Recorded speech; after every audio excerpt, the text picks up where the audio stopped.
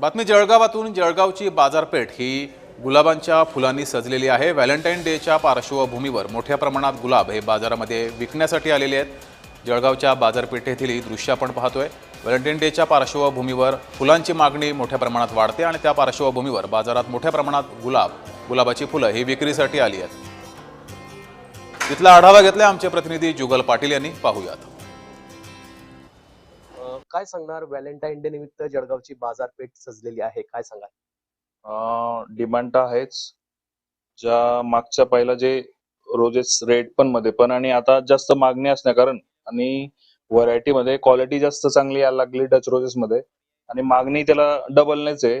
जसं की आता पहिले 20 रुपयाला विकायचं, आज ते 40 रुपयाला आहे आजच्या तारखेत.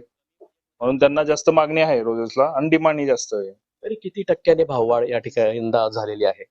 40-50% ने रेट वाढलेला आहे.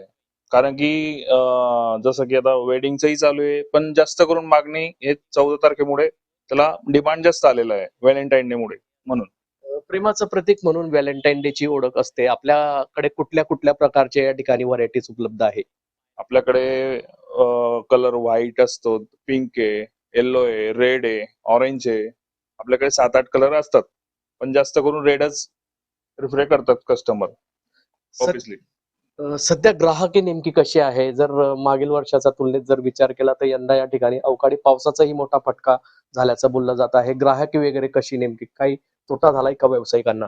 नाही, तोटा वगैरे नाही झालाय, कारण की हे ओपन शेतीचं मटेरियल नाहीये. डच रोजेस मधलं हा पॉली मधलं रोजेस असतं. याला त्या गोष्टीत काहीच हे नसतं, पण याच्यात क्वालिटी चांगली येते गुलाबाला. आणि यावेळेस प्रोपोर्शनल कस्टमर जास्त असल्या कारण त्यांनी क्वालिटी जास्त घेतलेली गुलाबाची चांगली. त्यांना मागणी आहे आपल्याला.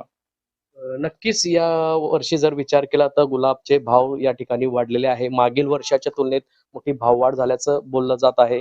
जळगावच्या बाजारामध्ये विविध प्रकारचे गुलाब या ठिकाणी उपलब्ध झालेले आहे आणि व्हॅलेंटाईन डे निमित्त एक मोठा उत्साह जळगावच्या बाजारात दिसून येत आहे. जुगल पाटील, जय महाराष्ट्र न्यूज, जळगाव.